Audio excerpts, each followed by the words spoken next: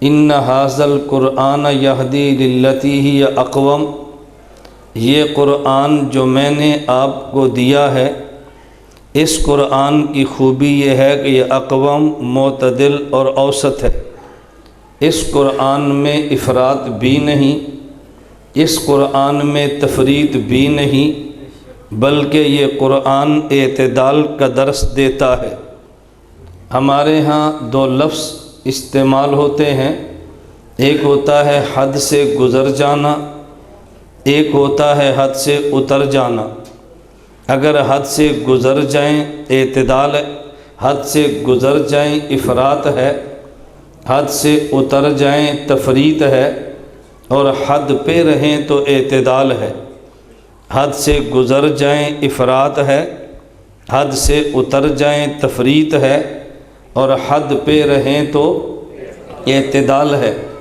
اگر حد سے گزر جائیں، دین میں کمی کریں، الحاد ہے، حد سے اتر جائیں، دین میں اضافے کریں، تفریط ہے، حد پہ رہیں تو یہ مسلک صراط مستقیم ہے۔ حد سے گزرنے والے کو افراط والا کہتے ہیں، حد سے اترنے کو تفریط والا کہتے ہیں۔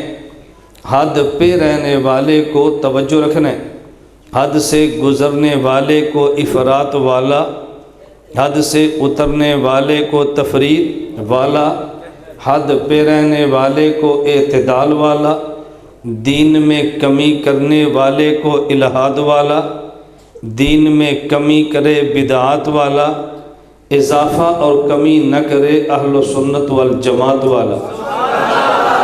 ہم دین میں کمی بھی نہیں کرتے، دین میں اضافہ بھی نہیں کرتے۔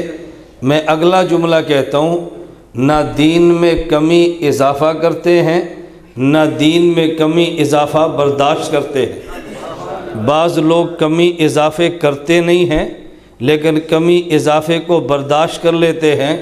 ہم دیوبند والے دین میں کمی بھی نہیں کرتے، دین میں اضافے بھی نہیں کرتے، اور کمی اور اضافے کو برداشت بھی نہیں کرتے۔ قرآن کریم نے اعتدال کی بات کی ہے۔ میں نے آپ کی خدمت میں صرف ایک نقطہ پیش کرنا ہے۔ دیوبند کوئی مستقل مسلک نہیں ہے۔ جو سمجھتا ہے دیوبند مستقل مسلک ہے وہ جھوٹ بولتا ہے، حد اعتدال سے ہٹ چکا ہے۔ دیوبند کوئی مستقل مسلک نہیں ہے۔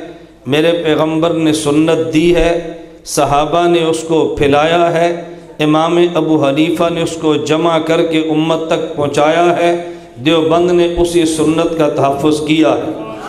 دیوبند کو مستقل دین کا نام نہیں ہے۔ وہ سنت جو پیغمبر نے دی ہے، صحابہ کرام نے اسی سنت کو امت کے سامنے پیش کیا ہے، امام ابو حنیفہ نے اسی کو لکھوایا ہے، دیوبند والوں نے اسی سنت کو گھر گھر پہنچایا ہے۔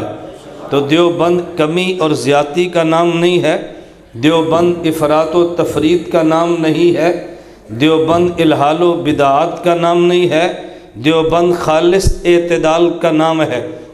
میں نے عنوان بڑا مختصر سا پیش کرنا ہے، لیکن میں یہ تمہید کے طور پہ سمجھانے کے لیے ایک مثال دے دیتا ہوں۔ جس شخص کا اللہ سے قرب کا تعلق ہو، اس تعلق کی بنیاد پہ اسے ولی کہتے ہیں۔ دیوبند والے ولایت کو مانتے ہیں۔ کبھی ولی کے ہاتھ پہ خرق عادت کچھ چیزیں ظاہر ہو جائیں، انہیں کرامت کہتے ہیں۔ دیوبند والے ولایت بھی مانتے ہیں، ولی کی کرامت کو بھی مانتے ہیں۔ دنیا میں بعض لوگ وہ ہیں جو ولی کی کرامت کو نہیں مانتے، یہ الحاد والے ہیں، اور بعض وہ جو ولی کی کرامت کو مان کے ولی سے مانگتے ہیں، یہ بدعات والے ہیں، اور جو ولی کی کرامت کو مان کے ولی کے خدا سے مانگے، یہ اہل سنت والجماعت والے ہیں۔